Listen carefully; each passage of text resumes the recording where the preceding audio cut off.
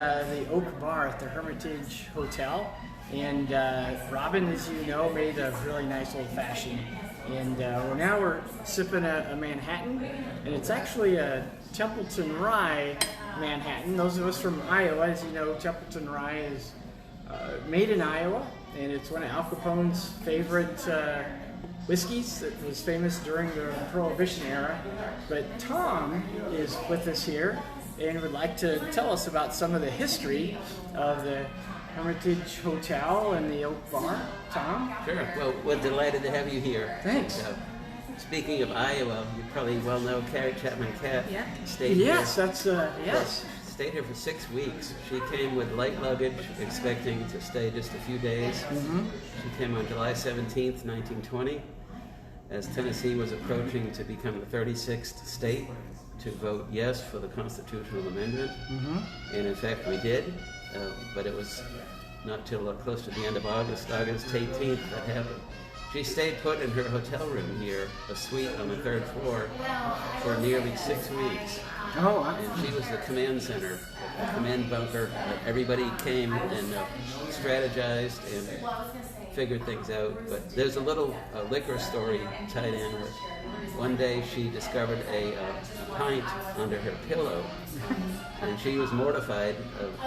They couldn't have word getting out that the pro-suffrage campaigners were drinkers. It was already, the 18th Amendment had already passed, Prohibition was in full effect, but yet there she found a bottle of liquor under her pillow, and she was convinced somebody had planted it, and then it would be discovered, and then would be in the newspapers, and set up a big panic of what to do with it.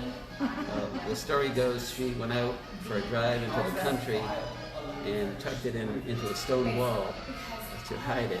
Oh, wow. But then it found out later it belonged to one of her lady friends who liked to have a nip or two once in a while.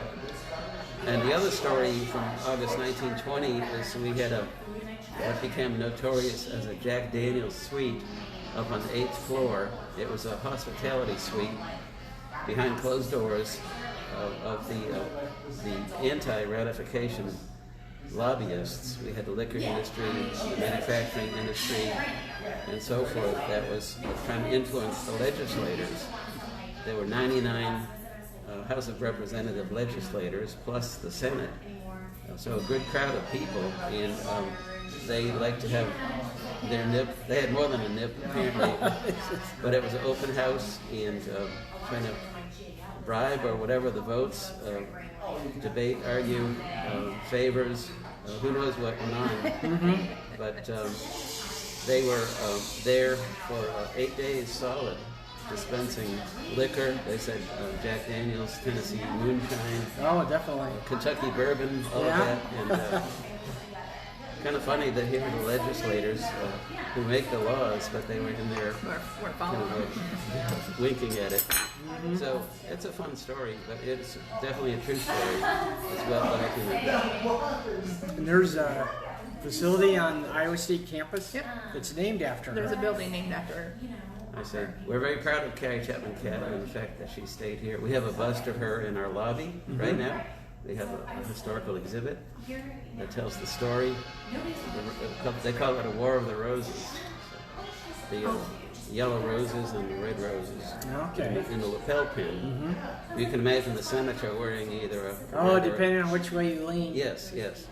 Yellow was in favor of the vote, and it was a very hotly debated campaign after many, many years. There's a documentary on TV Monday, in fact, Monday and Tuesday, July.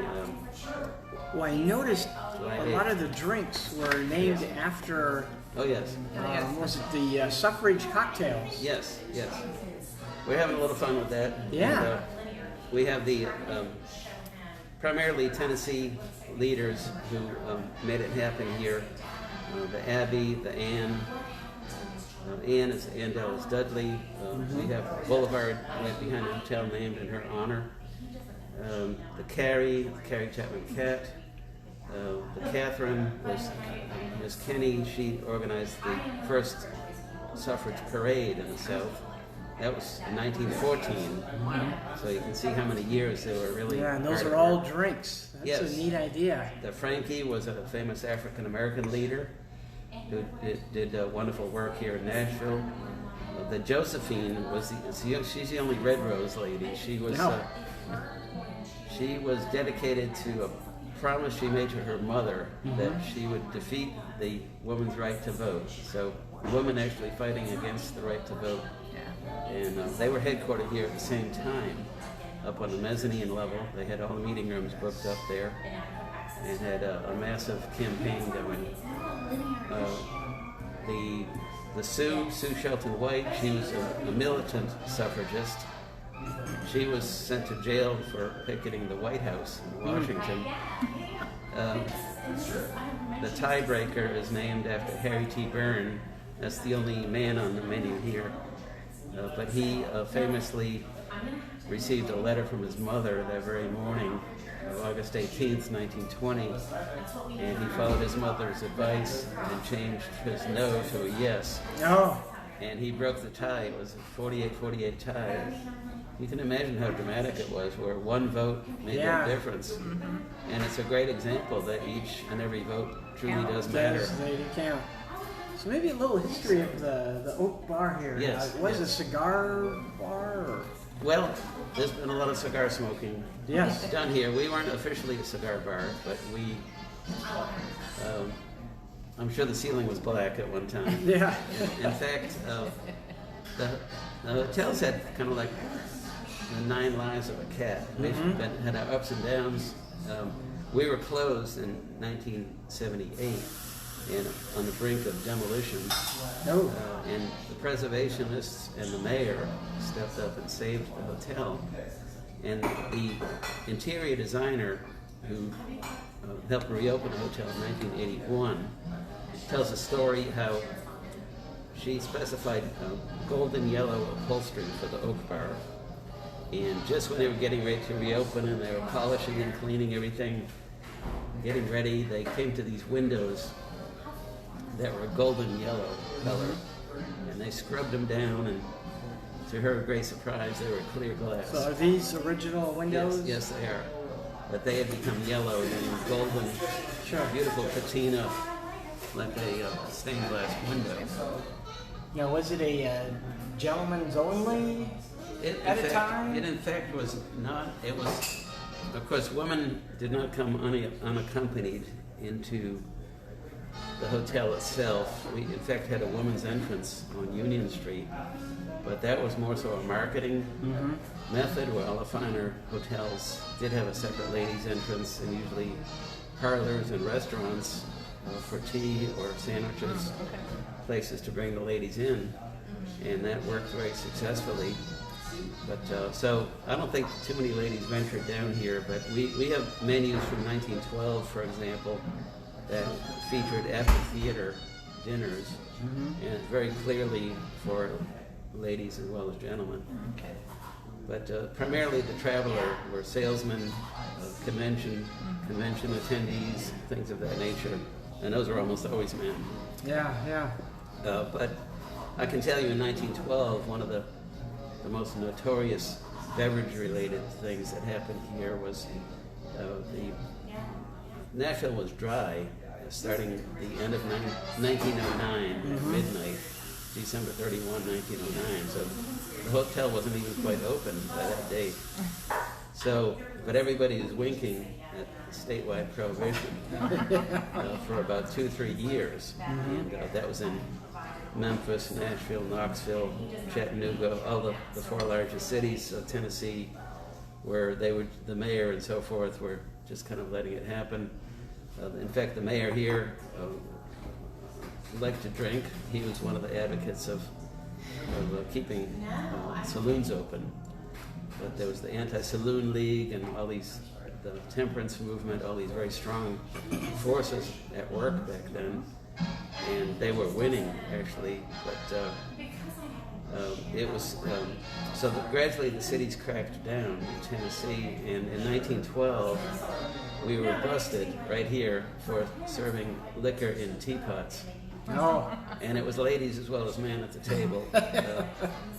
Pouring some tea. Yes, yes. And the bartender was brought off to jail. He was handcuffed and brought to jail. Oh, man. Brought to jail. So anyway, they did crack down, and there's stories. Where can you get a drink here in Nashville? And it's kind of like, oh, where can you not get one? See that church over there? You cannot get one there. But it's pretty widely poured across the city. But gradually it did ease up, and of course, national prohibition in 1919 went into effect early 1920, apparently. But we found news here in 1934, when prohibition was finally lifted, that the hotel installed air conditioning on this level, and that was somewhat of a novelty. Yeah. But we have full-page advertisements and news story explaining the grill room, the oak bar, and the men's room in the barber shop, which used to be down here. There was no ladies' room on this level, but there was a barber shop there with 6 seats, and they had old Civil War paintings on the walls. But the article describes the oak bar as having signed portraits, autographed portraits of famous people, and one of them was Babe Ruth. Oh, wow. So Babe Ruth had stayed here. And, Oh, wow. in fact, in the news it said he had a double breakfast and smoked a cigar Double breakfast. at the same time via room service. There's probably several other famous people or well-known Oh, just, folks that have stayed here. yes, just hundreds, probably thousands. We've had Charlie Chaplin stay here in 1918. We've had a number of presidential visits. William Howard Taft was the first. Woodrow Wilson, Franklin Delano Roosevelt, John F. Kennedy, Richard Nixon. We've got a nice photo of him and his wife Pat coming down the stairs here to the restaurant. Wow. John F. Kennedy gave a speech across the street and came over here for a reception. Lyndon Johnson spoke in our ballroom. Bill Clinton spoke in our ballroom. Jimmy Carter's been here a few times at least, and George Bush Jr. has been here. Okay. Uh-huh. Yeah, a lot of now weddings are hosted here. Oh yes, yes. In fact, one of the funniest things is the famous men's restroom. I keep hearing about the men's restaurant. Almost every wedding party goes in for a group photo. And they have some great group photos because there's a big shoe shine stand there, and the restroom is black and green. It's very unique looking. It's a real photo op, and they say as many ladies as gentlemen visit the men's restroom at the Hermitage Hotel. Sure, just to see it. It's what we call our Art Deco men's restroom. No, it's impressive. When we walked up to the hotel, it's a very impressive looking hotel. You walk in, it's got the high ceilings and everything. No, this is a place to stay if you like history, or like you said, there's many famous people that have stayed here. So I think it's probably the hotel of choice if you want to come here and It is. stay at the Only live once. You might as well do it right. Yeah. And, it's a, Come to the Oak Bar, and they've got hundreds of different whiskeys and bourbons. yes, we have over 200 bourbons. Yes, you had mentioned Pappy Van Winkle have as part of the stock. Yes, we do. So, yeah, anything you'd ever desire is right here. This is very nice and cozy. Well, I'm glad you enjoy it. We're here to serve the public. We have a great history, but we're here to make new history every day. And we welcome you to be here. Thank you. Thank you so much. Well, thanks for coming down and talking to us. This has been very educational and amazing. I'm sure there's probably hours upon hours of stories There is. about the Hermitage Hotel and the things that have happened here. And like you said, it almost closed and come back to life and all that type of stuff. So, Yes. no, this is... We have a wonderful book. It's called The Hermitage at 100, Nashville's First $1 Million Hotel. Oh, And it's a 300-page coffee table book with about 300 pictures also. So it's got everything, movie stars to you name it. wow. Yeah. Very, very nice. Thanks so much. Oh, there's one other thing about the Oak Bar since we're here. Yeah. We had the famous pool player Minnesota Fats lived in the Oh, hotel. really? Minnesota? Yes, Yeah, I yes. remember as a kid watching him on TV. He liked to talk a lot. He actually lived here for 6.5 years. Oh, wow. And he was a non-stop talker. They say he won his pool games half by skill and half by talking. Yeah, yeah. But he wore down his opponent that way. But there's a video that was filmed right here in the Oak Bar. They cleared out the furniture or put a pool table in. And it can be found on YouTube. It's How to Play Pool by Minnesota Fats. Wow. And it's all just the basics, the very basic elements of how to shoot pool. But at the end, it features him doing trick shots. And it's worth going through the video just to see the trick shots at the end. Because what he does, he rolls the ball down a table, and while it's moving, he shoots the cue ball at it and knocks it in his pocket. And he does it about 15 times in a row. He was a trickster. Yes, and he had as a cameo, country music star Waylon Jennings is in the movie with him. Oh, wow. It's fun to watch. Well, there's another gentleman he always used to play. I remember watching him on like ABC Wild World Sports. Minnesota Fats and I can't remember the other guy, but he was very, very good too. But he wasn't the lively character. Yeah, because Minnesota Fats is an entertainer, like you said. He was. Kind of like Muhammad Ali, you know. He was an entertainer, and his interviews were never ever boring. And but I can't remember the gentleman's name that he used to play. But no, that's interesting to hear too. Probably had like a billiards room or something. At the time, we on the mezzanine level we put a pool table, and that was his hangout. Although he sat in the lobby primarily, he had a favorite seat in the lobby, and he would actually invite himself to wedding receptions. He was constantly giving autographs and so forth. Sure. And he loved to go out to the boulevard and feed the pigeons. That was one of his rituals each morning. For 6 years. He'd pick up bread from the kitchen and he'd go out back, and he was an animal lover. And they said his pet dog was named Side Pocket. Yeah. So, No, that's all good to hear. Well, thank you so much for sharing the time with us. Yeah, thank you for sharing your time. And happy 4th of July. and I'll just give a full face to the camera. Yeah, this is what he looks like. Happy 4th of July, and we salute your service to this country. Oh, thank you so much. Thank you so much. I'd shake your hand, but we're not supposed to do that with social distancing. But thank you all so much. And this is very interesting. You learned a lot about the Oak Bar, the Hermitage Hotel, and all the fancy drinks that they make. So, thank you. Great.